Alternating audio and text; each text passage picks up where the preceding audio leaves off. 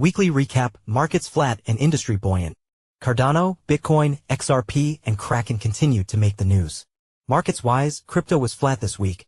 Bitcoin was range-bound $83,000 to $84,000. And the CoinDesk 20, which tracks about 80% of the market, stayed at about 2,600. Crypto prices suffered from being increasingly correlated with the wider financial markets, which are down on tariff worries and decreased corporate earnings. Some even said the Bitcoin bull market was over. But markets, of course, only tell part of the crypto story. There was a ton of stuff happening and much of it was positive for the industry's future. On the regulatory front, Washington agencies are gearing up for an historic market structure bill in Congress, Jesse Hamilton reported. Paul Atkins, someone who knows crypto intimately, is nearing confirmation as SEC chair, as his OCC pick Jonathan Gould. Congress continues hearings on a stablecoin bill as Tether continues to show its systemic importance, Kris Sandor reported.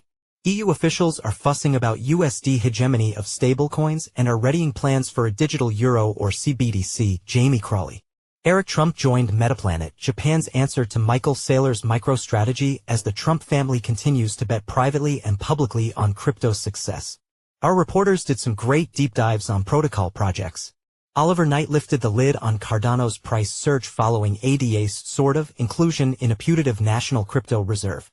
Interestingly, that project doesn't measure success in total value locked, TVL, and otherwise universal metric, preferring real-world use cases. Danny Nelson looked at Pump.Fund's aspirations to dominate DeFi trading on Solana DeFi following its domination of Solana's memecoin issuance. Meanwhile, Bitcoin miners are feeling the pinch of lower hash rates and declining transaction fees, which has erased post-election gains, Tom Carreras reported. Jamie Crawley explored the efforts of Bitcoin developers to introduce zero-knowledge proofs to that blockchain. TLDR, it's hard to soft fork blockchains with decentralization as good as Bitcoin's. Our Asia team continued to kill it, particularly in markets coverage.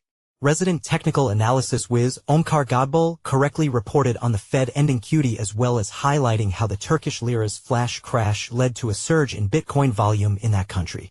Shaurya Malva continued his strong reporting on XRP, writing about Ripple boss Brad Garlinghouse's comments on XRP's chances of being added to the strategic reserve and on Ripple's IPO plans.